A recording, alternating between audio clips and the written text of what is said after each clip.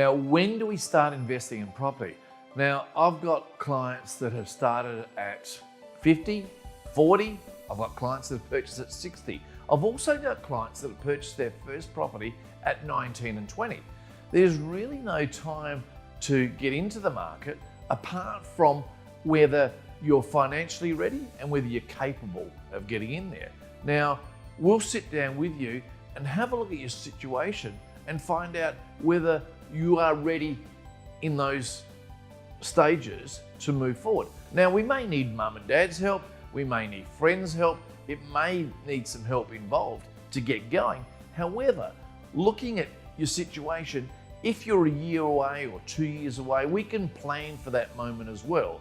So there's never a wrong time to sit down to discuss starting your investment portfolio, whether it's for your own property or whether it's for an investment property. Let's have a look at your situation.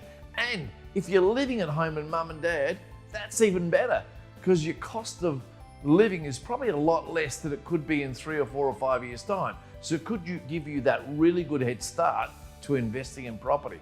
Okay, now choosing the right property is really important when you're investing in property. Now, I see mistakes made all the time where people buy a property because they like the looks of it, or it's the right type of property. It could be a big house on a big block of land. However, they haven't looked at why they're buying property. The reason to buy property is to invest in the real estate market. Now, if you're investing in the real estate market, you've got to look at what your returns are going to be by purchasing that product or that property. Now, we need to have properties that are going to go up in value, number one. So you need to have growth. If you're not going to get growth, you might as well not even buy the property. So a lot of people will buy for the big income or the returns on the rent. That is a very small part compared with the growth. If you're getting an extra $100 or $50 a week over a 52-year period, sure, you might make an extra $2,500 in rent.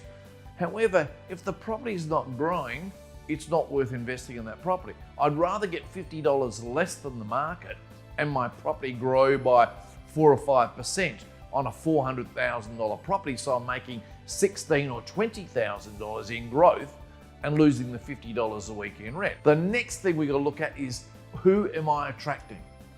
What kind of clientele or what kind of tenant am I attracting to my property? Now, that's going to be really important, because ideally what we're looking for is anybody that's going to rent our property to be there as long as possible and to be low maintenance. So we need the clients or the tenants that come into the property to look after the property, and we want them to settle in and make themselves at home for as long as possible. One of the good candidates you can get for that is, say, a couple that have just had a new child, or a couple that have got a child that's 4 or 5 years old. And the reason we pick these profiles as well is because somebody with a 4 or 5 year old child is probably just going to school for the first time.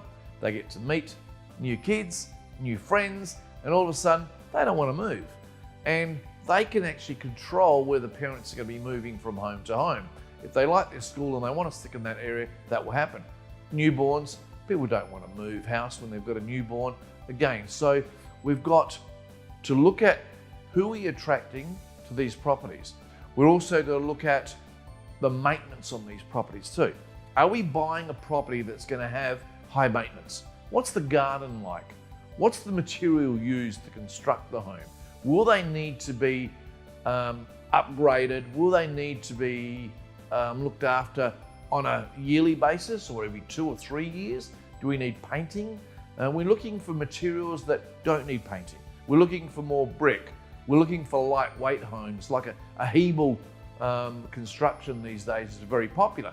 And the reason for that is that it doesn't move. It's very light, it's on low maintenance. And if you do repair it, it's quite cheap to repair a Hebel home compared with buying, say, a solid brick home, which is very rarely built these days, that can crack and cause a lot of trouble in the future and maintenance costs. So choosing the right property, really important, and we'll sit down there and explain how that works as well.